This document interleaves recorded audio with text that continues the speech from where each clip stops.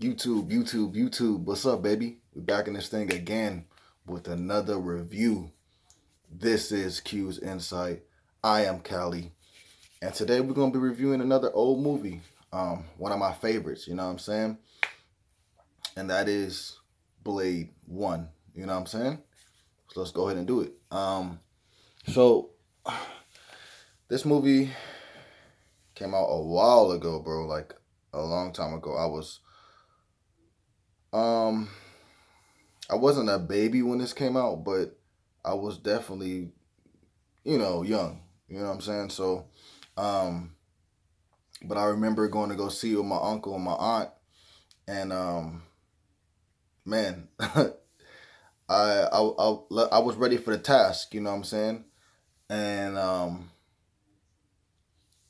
if y'all seen this movie, you know how the opening is. You know what I'm saying? And that club scene, bro, like like that was crazy, man. You know what I'm saying? Like seeing it as a little kid, like it just it was crazy. But I remember like when the scene was over, my uncle turned to me. He was like, "Yo, are you okay, man?" And I was like, "No, I'm cool." Like, but like that scene is iconic. You know what I'm saying? It's like one of those. It's one of those openers, like for real, for real. You know what I'm saying? Like they did a real good job with that opening. But and over the time of over these years, I've seen it multiple times. I really love the Blade franchise. I even like number three. You know what I'm saying? I know number three doesn't have a lot of fans, but I still like number three. They did it well enough to the point where it's like, okay, you know what I'm saying? Like, yeah, I wish it was a little bit better. You know what I'm saying? But we can work with it. You know what I'm saying? We can definitely work with it. But yeah, this movie came out in 1998. Um, and this was really um, one of Marvel's uh, per se heroes' first movies, and it did well. It did well. I don't know how much of a budget it had, but it definitely did well for the budget that it had, and I know that it made money because it was warranted to have like you know you know a trilogy, you know what I'm saying, or the sequels, whatever you want to say. If they didn't know that they was gonna make three, at least they knew they was gonna make another one, right? Um, but yeah, man, like I always say, man, Marvel, you have to tip your hat off to Blade. You have to tip your hat off to Wesley Snipes because he is he's the seed. He's the seed that grew into the tree that we have now with multiple branches that branch off into all these other heroes and villains and anti-villains and stuff like that. Blade embodied everything. He was the first African hero to represent us.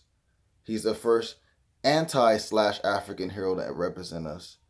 Um, this was the first rated R hero movie, right? This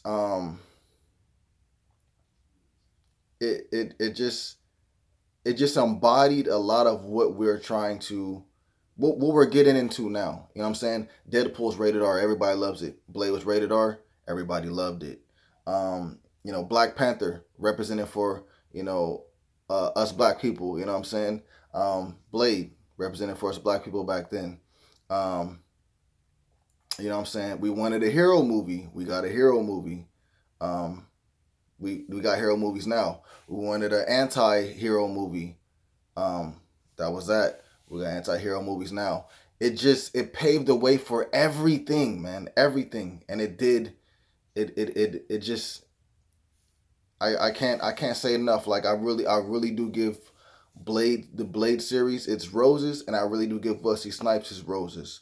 Um, my man wanted to be Black Panther back in the day, but they didn't want to give him that role. They gave him the vampire role.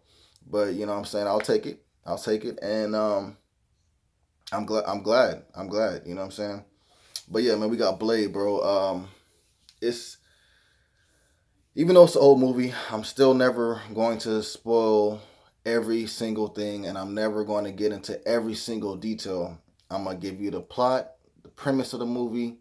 I'm going to tell you my favorite scenes from the movie, and I'm going to give you the grade for the movie. And also, as I'm talking, I'm going to let you know why, I like this movie so much. You know what I'm saying? So, but yeah, man, I kind of said a mouthful in the beginning. And now let me continue to say, or let me continue on and let me lay out the plot, the premise of the movie. So Blade, his mother was pregnant, of course, with Blade. And what ended up happening is one night a vampire actually attacked her. And then from that, Blade became, he was born or whatever, but Blade became half human, half vampire. And he was able to keep all the strengths of the vampires and none of the weaknesses. The only thing that he kept that you can say per se was weak was the thirst.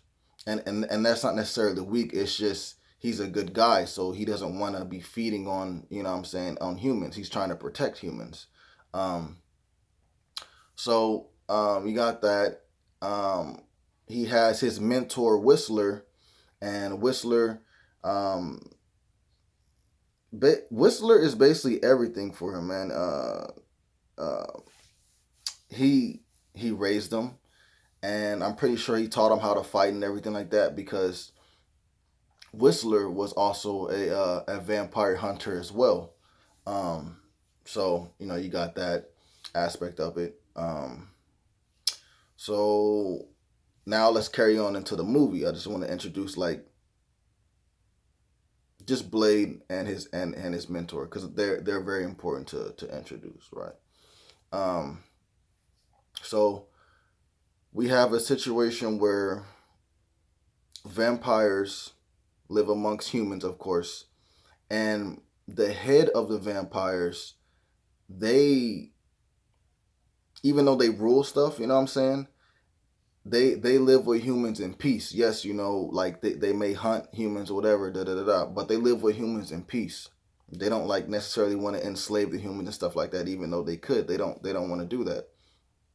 But you have a representative named Frost, which is part of the head of the vampires, and he basically doesn't agree with the way that they run things. He thinks that humans should be underneath them. He already believes they're beneath them. So why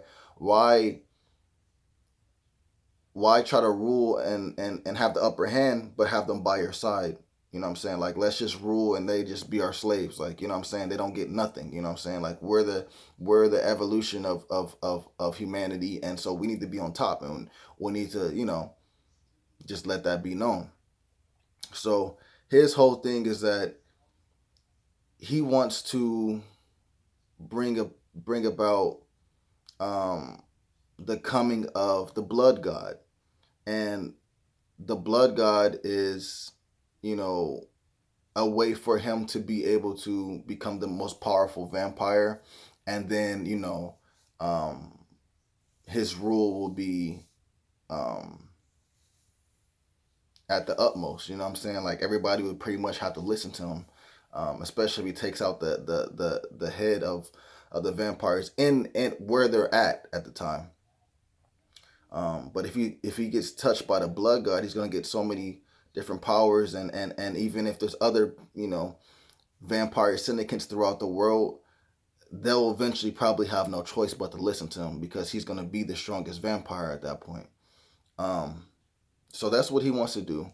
And in order to bring about that blood god, he has to, the key to bring about the blood god is to use Blade's blood, because Blade is a special vampire. He's able to go out in the sun,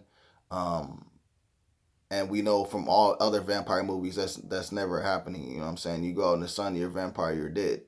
So he's just special. So his blood is needed in order to make the blood god come.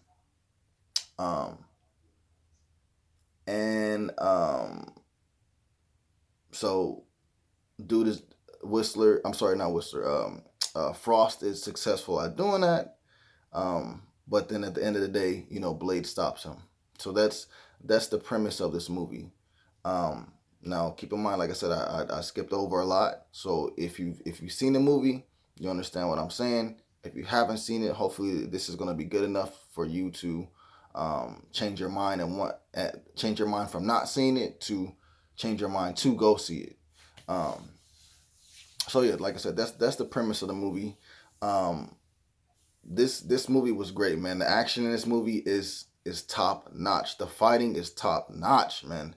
Wesley Snipes does his things, and the thing about it is so beautiful about this movie is it's him. He knows martial arts. So my dude is out here really whooping booty, and he knows how to do that for real, for real.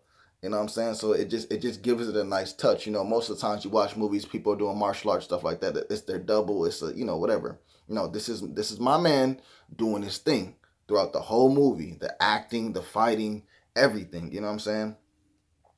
The effect, the like the CGI work at the time when it came out, it was cool. You know what I'm saying? Because we didn't have nothing too much. You know what I'm saying? But compared to today's standards, it definitely doesn't really hold up. But the movies themselves, they hold up. The action within the movies, they hold up. The acting in the movies, it holds up. You know what I'm saying? To today's standards. So that's why it's one of the reasons why I can't wait for Marvel to, make this new Blade movie. Hopefully we can get a rated R one. If not, I'm still gonna see it, but hopefully we can get a rated R one because that's how you're gonna stay true to the character. Like Blade needs to be rated R. It needs to be rated R. Just like how Deadpool needs to be rated R, Blade needs to be rated R. To do things right. And even Venom, it would have done better if it was rated R. You know what I'm saying? They were able to pull it off and things worked out, but it would have been better if it was rated R. You just imagine how much more grittier the movie would have been. You know what I'm saying?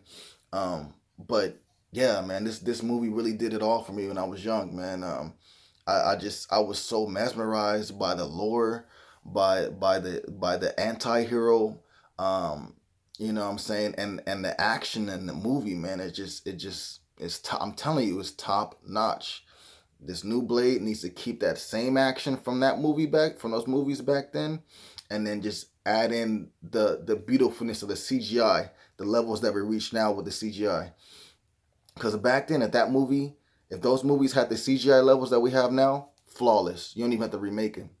But because the CGI was not as great as it was, because the CGI was not as great as it is now, I see reasons to remake the movie. I hate that it's not going to be Wesley Snipes playing Blade, but at the same time, I can see a reason for them to remake the movie because if you do it right, you have a winner on your hands. I'm telling you, everybody will see this. Everybody will like Blade, and it's they're gonna make a lot of money. You know what I'm saying?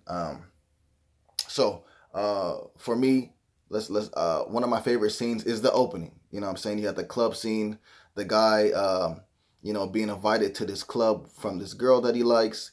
He gets to the club. It's in the back of this like meat factory or whatever. Gets in there, everybody's dancing, everything seems cool. Then all of a sudden, blood starts trickling from the ceiling, like sprinklers. You know what I'm saying? Like from the ceiling, like if there's a fire, it's just blood shooting out, and then everybody's like, brings their fangs out, they change and stuff like that. He's like, ah, and he's just completely scared, and I can only imagine how he felt. You know what I'm saying? If I was in that situation, bro, I'd probably off myself. But everybody's basically noticing that he's a human, and of course the girl knew that, brought him in, of course. So just when you think like there's no hope left, he ends up like falling down and everybody's kicking him and stuff like that, and he ends up crawling his way to the elevator, and lo and behold, Blade comes in, kills everybody, bro. Kills everybody, bro. That was one of my favorite scenes, bro. One of my second favorite scenes would have to be it would it would have to be the part where you know he's getting beat down by this black girl, bro. She is whooping his butt, bro. I don't know if it was on purpose or what, but she is whooping his butt. And then all of a sudden, Whistler comes out and ends up turning the whole thing around, bro. And I just thought that was brilliant because it's like, yo, he's really losing right now. And then Whistler came out like, nah, we got the upper hand, bro. Just started murking fools. That was a cool scene, man. And then my last favorite scene I would say is just the ending. Because they were able to make the blood god come. The only way they could do that is to take Blade's blood. So of course he needed blood. He feeds. He's rejuvenated. You know what I'm saying? It's kind of one of the first times he's fed on human blood for a while because he uses serum, which is a fake type of blood, in order to feed his hunger. You know what I'm saying? But instead of using real blood, he uses fake blood. Um, but this time, he used the real blood, so he was pumped. This dude tears down all the people, all of Frost's people, and then him and Frost have a battle, and it's really dope too. I really like their battle as well. But those are my favorite scenes of the movie, man. For me, this movie was flawless, man. I know the CGI and stuff like that is not it's not top notch, but back then you gotta understand it looked all right. You know what I'm saying? So for this movie, I'm gonna give it a. For me personally, I'm gonna give it a 10. I'm gonna give it a 10. I'm gonna give it a 10. But if you guys seen this movie, let me know what you guys thought about it in the comments down below. What do you think about this new Blade coming out? Do you think it's gonna hold up? You know what I'm saying? Have you seen Blade 2? Have you seen Blade 3? Let me know what you guys think about that. You know what I'm saying? But this is it for right now.